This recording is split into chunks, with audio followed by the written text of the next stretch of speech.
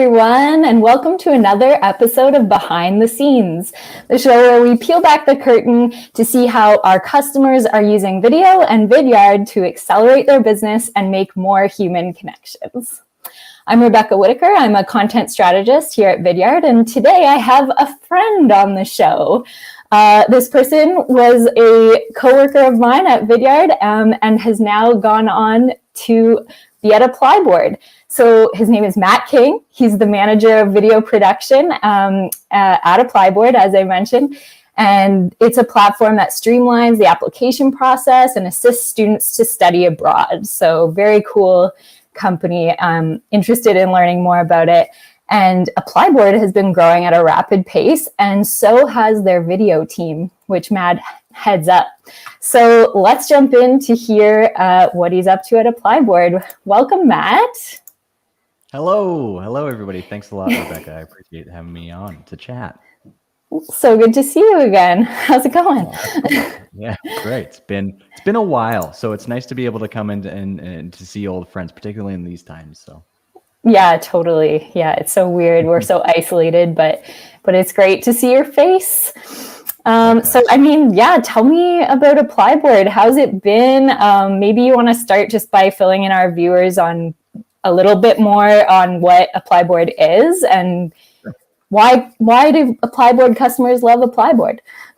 Sure. Yeah, that's right. So ApplyBoard in its most basic sense is it's a fast growth tech company located here in Kitchener, Ontario, but we really have a worldwide reach. And so in its simplest term, kind of the tag we use is ApplyBoard simplifies the study abroad process by connecting students, recruitment partners internationally, and partner schools on a single platform, being the ApplyBoard platform. So in its essence, our mantra is, to educate the world, and also that, education is a right and not a privilege. And so starting with, the three co-founding brothers being, international students themselves from Iran originally, they found that there was this major situation and issue with the ease of applying to and accessing high quality education for people all around the world.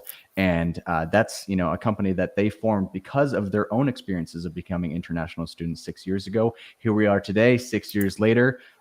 We are a 1,000-person company, and we actually just raised our Series D funding round just this past week. So we're now we're a $3 billion US company, which is unbelievable to see that happen in 6 years' time. So fast growing. It's a fun rocket ship to be a part of from my side of the spectrum. Wow, that's awesome. Yeah, what a journey. I've been kind of following that too, and it's amazing to see it, and especially with such a great mission, you love to see it. So absolutely. That's awesome. Yeah. So you've been there, how long have you been there? And it was a year as of last week that I've been a part of the company. And to put things in perspective on that side too, I was the 400 and something employee, and we've hit 1,000 people now. So that's crazy.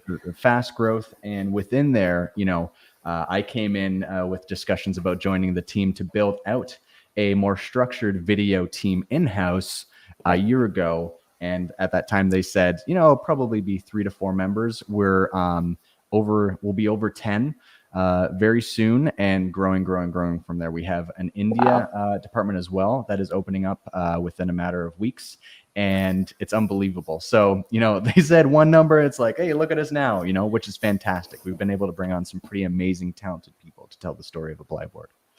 That's awesome. Yeah. That's really interesting. So yeah, you started out as a team of 1. Now you're over 10. Yes. So how did that go? Like, what did you start out like wanting to achieve with the video team, or maybe like what were the core roles that you knew you needed? And then maybe we can talk about where that went and why it's expanded so much. Sure. Yeah. For anybody that's watching this, I think they probably already have a keen idea of the fact that, of the popularity of video in terms of consuming of content, buying decision, education, and making informed decisions. Video is a part and becoming a very major part of that discussion. And so the co-founding brothers and other, executive members of the company recognized that this is something that they need to dive deeper into. I wasn't the first video producer at ApplyBoard either. There were some other members that were there before. They just happened to kind of make their way out before I began. And within that time, they recognized that they wanted to bring on a manager level to be able to bring in more process, more structure, and grow things from there. So when I started, by that time, there was a 1 week overlap where there was, the one junior member of the team left. And so I had effectively, I started from scratch. And within that time, I was like, okay, so the week before I started, I was building out job descriptions for my team so we can get job postings out immediately when I started. And from there, so really it started off with a few functional areas that I recognized were very key. And so because of my time at Vidyard as well, it was such an education there too, in terms of what worked being an internal video producer telling the story of one brand in particular. And so within there, I recognized that we as a video team needed to have a strong alignment with the graphic design team as creative services overall. So aligning with the brand, the purpose, accessibility standards, really graphic design team, they often hold the keys to the brand, the look, the feel, the identity. And I had to ensure that if we brought a team member on, that they were going to be a bridge member to them. So that introduced the position of a motion graphics specialist, somebody that can take a lot of the illustration work that the design team was doing and bring it to life via motion graphics, things like After Effects, animations, either subtle or large, animated GIFs, all kinds of different things. And that was a major function that we needed to be able to kind of bridge between our teams. The other side was the communication side of the house. So I needed to ensure that I brought on a strong video producer that was also very skilled in writing scripts, so that we were covering the look and the feel of the brand, but also the voice of the brand, and bringing that in to as much of a holistic experience within the video team as possible. So aligning with, comm side of the house and ensuring whatever they're putting into blog, into social, we spoke the same language as much as possible in our scripts when we scriptified every piece of video that came in from different departments within the company. And it's really grown from there to, obviously because of the recognition of the video team and the idea that so many different departments within our company, whether it's internal video requirements, training, modules, series, we do a lot of that for our sales teams and beyond, as well as obviously keeping on top of programs that our demand generation team are constantly churning up for our audiences, things like that.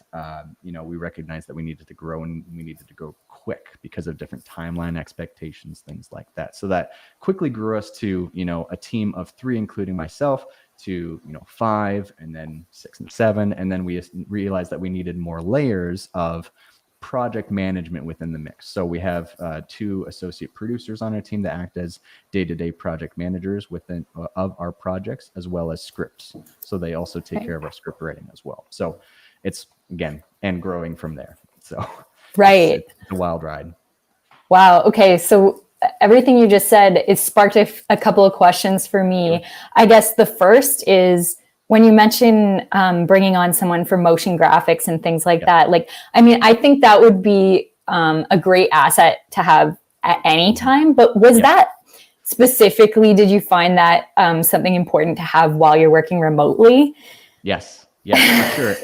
Because of at times, our inability to be as effective with in-house or live, effectively, what I call live in-person video productions, our ability to still be able to create high quality content in-house comes at the form of really strong editors, really strong motion graphics producers themselves, because they can take, like I said, a lot of the illustrations and a lot of the designs that are coming from our design side of the house internally and bring them to life, add motion to them. We add in voiceover where necessary. We wanted to rely less on, making things work and having access to a space at times when we maybe didn't, because of everything that was going on in our world.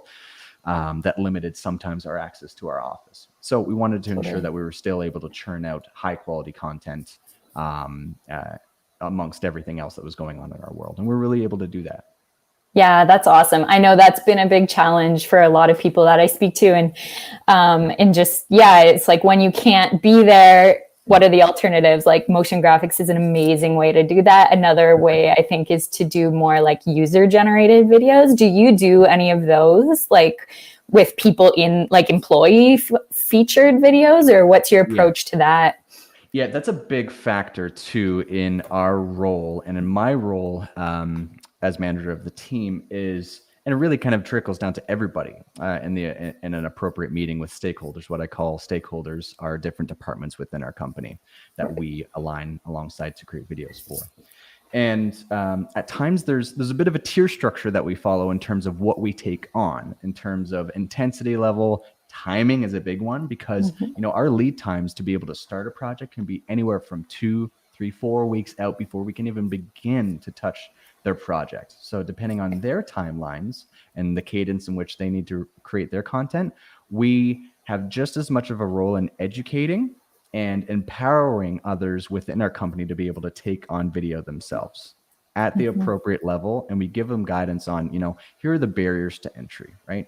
This can be where your intimidation factor maybe lies. And here's what we can give you in terms of making that a bit more of a softer landing and getting started. So we have different kind of documents and best practices materials that we share with our coworkers to be able to say, okay, this is what you can do to kind of get going on it. Don't worry about trying to make something 100% perfect, because we don't, because it's just not necessarily possible. You need to get something out into the world. You need to tell that message with accuracy, but get it out there, and then you can iterate on that and make it better over time, but just get started. Totally. Yeah. There's a difference between making like a blockbuster or a Super Bowl commercial versus like you want to get a message out. It's time sensitive. And yes. I mean, I know for us, like a lot of our videos are seen on digital anyway, and people kind of expect this level of authenticity and, just kind of like you're seeing the people deliver the messages. So that's great. And we become a bit of a kind of a cycle back opportunity too. So I just had a call a couple of days ago with members of our recruiting team, our people and culture team, where same kind of messages being shared there. It's like, listen, this is where you can get started in terms of building authentic relationships with your target audience, and not overly scriptifying yourselves too much. Yeah, just sometimes you have to script things depending on the message type, and other times it's like, let something be authentic and conversational, and let that be how you build trust and a relationship with the other person, on the other side of the screen. And then we'll be there to be able to check back with you and see how things went and give you some tips for the next round to make it better. Right. So that's great. It's been very beneficial. Yeah. Yeah, that's awesome. So as people are doing this, or as you're approaching this growth, like, have you seen any specific challenges to your video, like either within the team or outside of the team, or like were there any challenges along the way that you've had to overcome?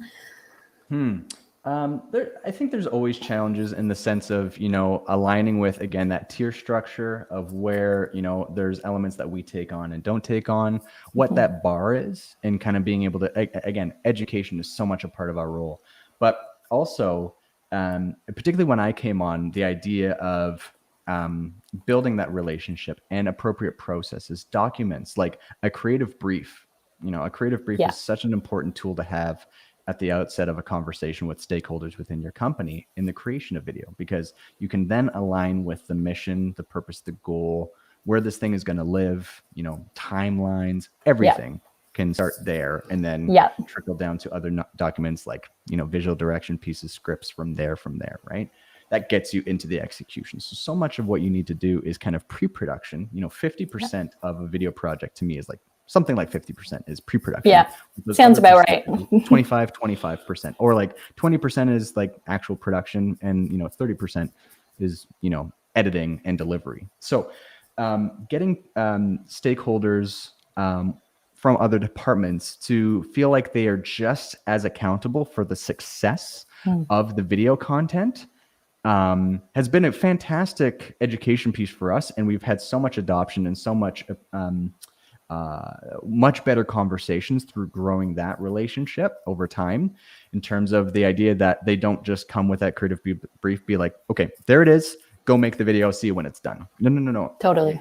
We are not the knowledge experts. We are the experts when it comes to creating video and making it look good, with accuracy, everything like that.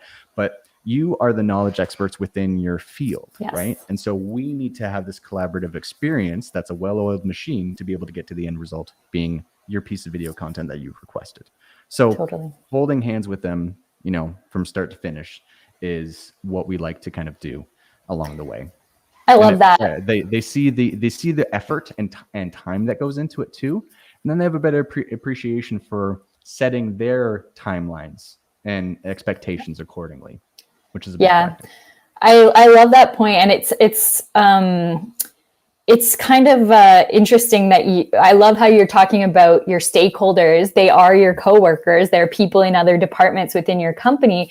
But it's, I think with an internal video department, it could feel like, oh, I'm just going to pass off this project to them, but it has to be a collaborative project. And I think that goes for internal teams, but also when maybe you're working with an external team as well, right? Because you have to have that early alignment and you have to have that constant communication, because otherwise you're not mind readers, right? So 100%. Yeah. Going to a vendor, if that's the way you also choose to make video, which is a legitimate factor as well.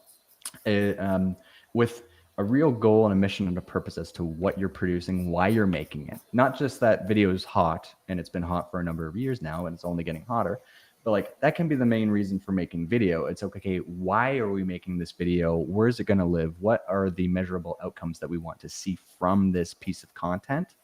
And then that becomes part of the marching orders and the relationship building with an external agency creating your video for sure.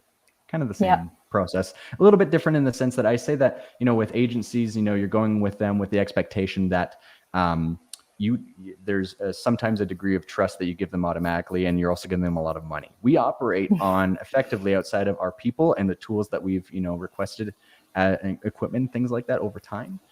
We operate on a $0 budget per video. We don't have a budget. We don't say, okay, this is a $2,000 video kind of thing, right? We just execute on it based off time and strategy and things like that. So it's a bit of a different relationship to a degree, but a lot of those elements from agency world do kind of trickle into what we do. Cool. I was wondering, going back to kind of this tier structure that you were talking about and like the level of involvement that you have, can you elaborate a bit more on that? And like, how would you decide whether, okay, we're going to take this on, it's going to be like full blown whatever, or like versus something where you might coach someone through the process? How do you make those calls? Yeah. Our to say tier is a tricky thing. We were trying to come up with different, do we call it like different jewels or something like that? And I don't know if we ever landed on quite what the right naming convention would be for that, but we do refer back to a tier structure in terms of being like, okay, not to say that the lowest tier isn't important. It just requires less of a keen eye on the execution of it from a video team, right? And so it's just as important to the business, but maybe it's so in those cases it could be like a very small audience. So it's like, okay, this is a video that's going to be seen by 50 people one time. That's far different than being like, okay, this is going to be seen by an ongoing amount of people. Say our audience on like a social channel is chances are they say our average view of each video we post is somewhere around 1,000 to 2,000 people or more, right? And it's going to be around for conceivably the next couple of years. Well, that's a far different intensity level in terms of what we should do to make sure that content comes out crystal clear and really nice compared to that other one. And so sometimes it's also what's needed in the video. It's like, okay, you're just looking to send out a promotional piece of information to a small audience. Okay, that's something that you can just build that relationship, being that you are the program owner and being like then you're building a face to the name, so that you're building a relationship over time, even though it's kind of an asynchronous kind of communication type, in that sense that you're sending a video out to them and having them to watch it. Eventually down the road, you might have an opportunity to meet them. And then they already feel like they kind of know you because you've been kind of communicating with them using video, just like we are now, right?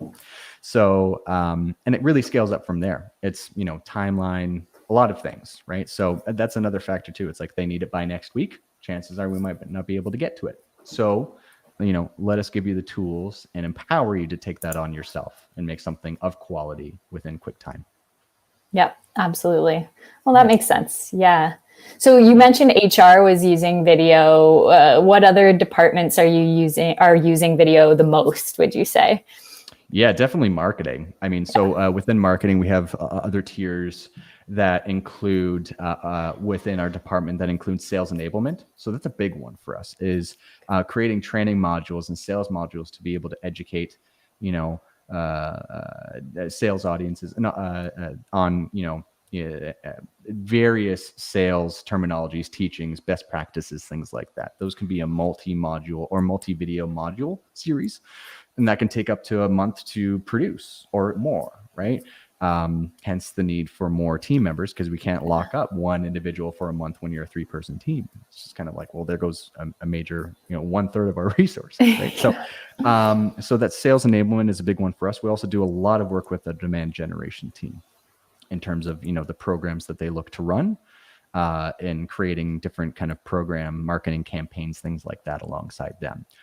One area in which we've kind of dabbled in, and then we are looking to refocus efforts, and we're currently hiring right now, is in a social media video producer, somebody that is directly in line, and again, a bridge member between us and the social media manager and the comms team in terms of creating quicker content, at a faster rate for those channels.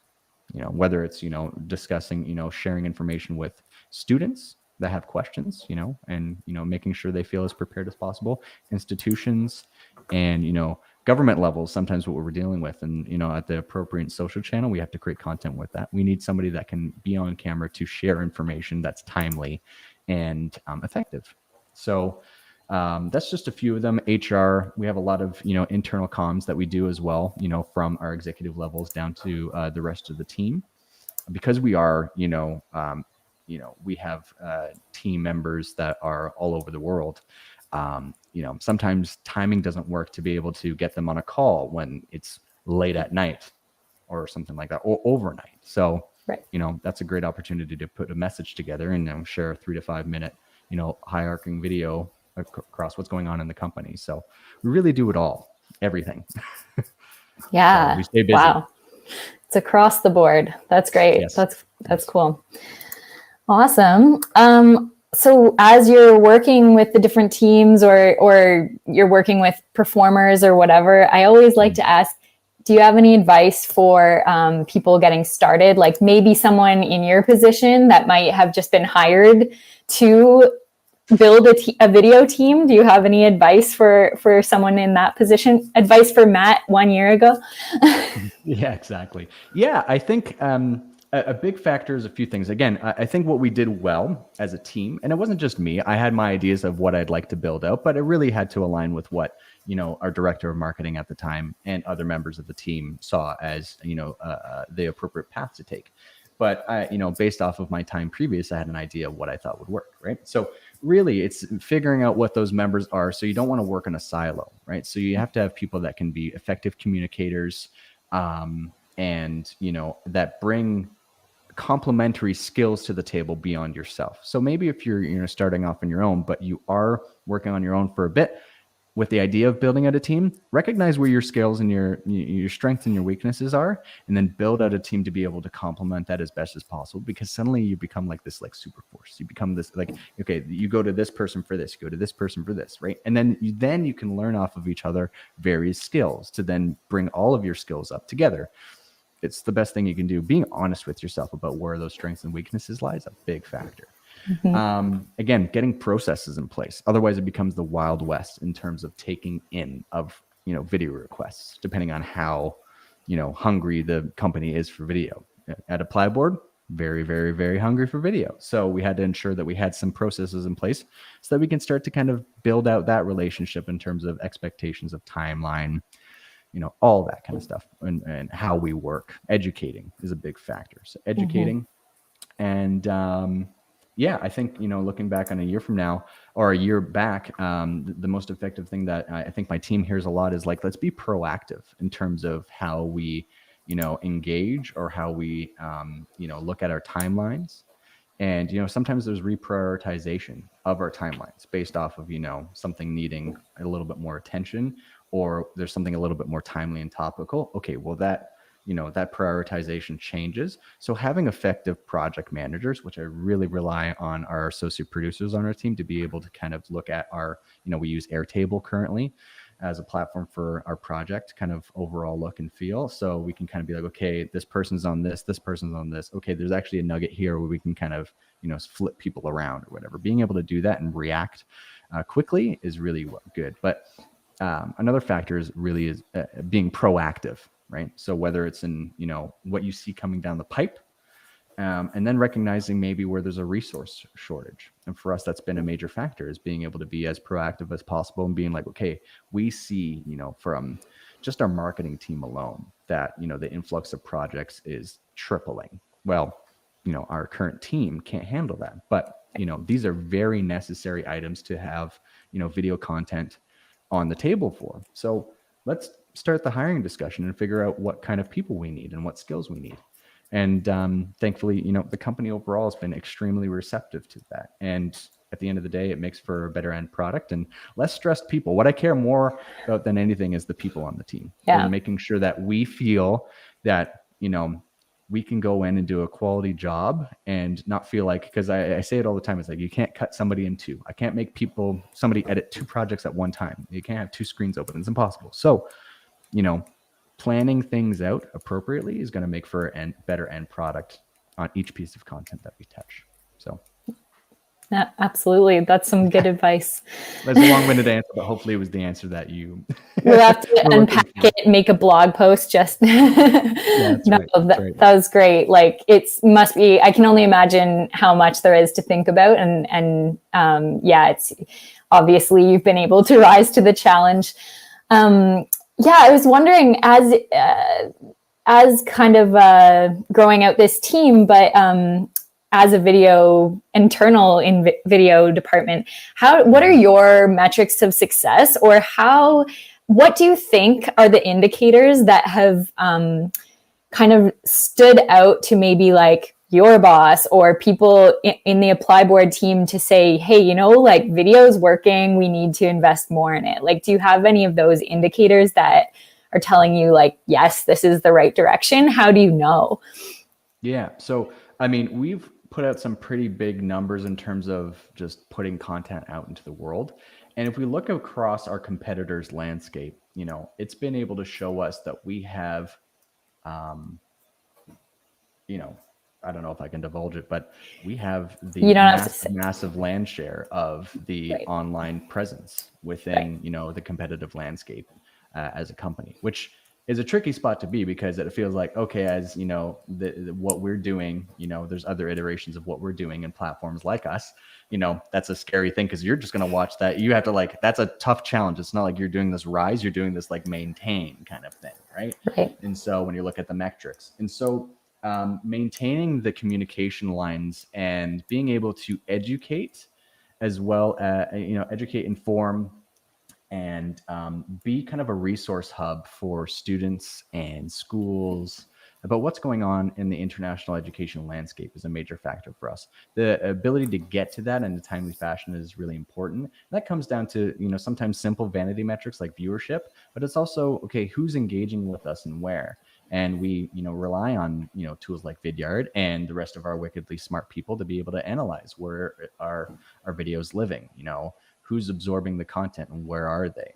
Is that a popular market for us, or is that kind of a blip on the radar where we didn't realize people were watching? Things like that. But we have other tools, some things are a little bit more, interesting in terms of putting out questionnaires. You know what I mean? So when it comes to the sales enablement pieces that we're putting together, asking, about the quality, asking the end user about, how they're able to absorb a piece of our content and how it worked for them. We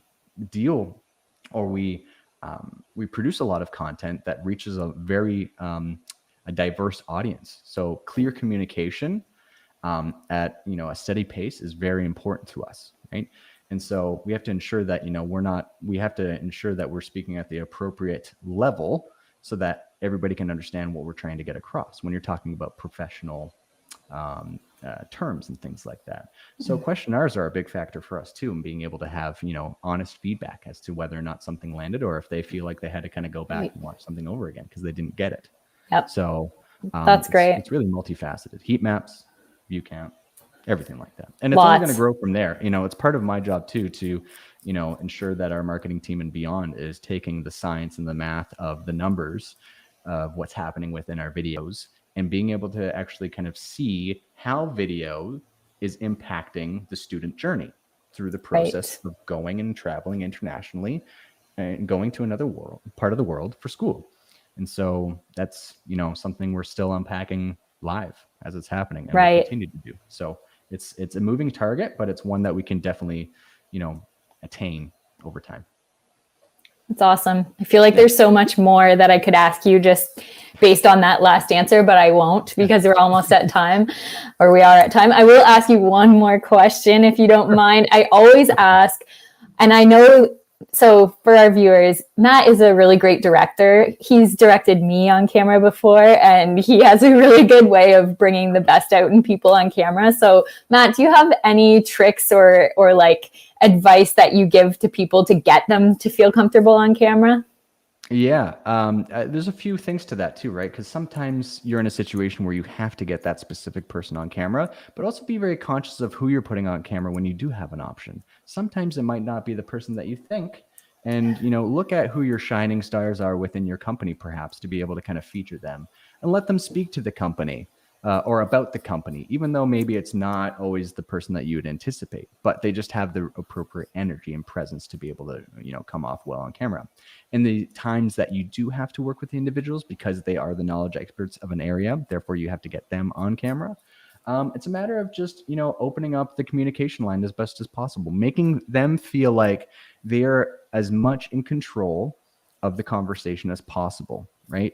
And so it's the difference between sitting down and putting cameras and lights in front of them, which is a factor, and being at a networking event is always what I come back to, or at a bar, right? It's like if I meet you at a party, hopefully that if I struck up a conversation with you, you wouldn't just reject me, right? So that's the way I like to try and approach the vast majority of the interviews that I conduct, is with that kind of lens on. Is okay, we're at a bar, I'm going to ask you some questions because I want to know more about you. You're the pro of your world, I'm not. So let's start the conversation based off of that, right? So forget the lights, forget the camera. It's just you and me having a conversation. That generally helps a lot. A big factor too is also being as empathetic as possible, right? As a director, having the quality of having empathy with the idea that, they're in a bit more of a pressured situation than you are, being beside the camera.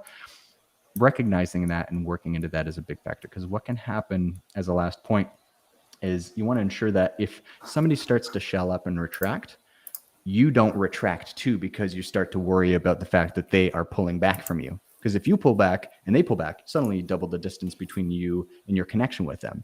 So you need to just casually kind of lean in and ask some more passive questions to get you back into the appropriate interview space. And you need time for that. So don't try and rush the experience, because they'll feel that. So hopefully that helps. Yeah, no, that's great. Yeah. That's awesome. Good advice. Thank you so much. No problem. Thank you to everyone watching. And yeah, Matt, really appreciate you taking the time. Might have to do a part 2 one day because there's so much to chat about.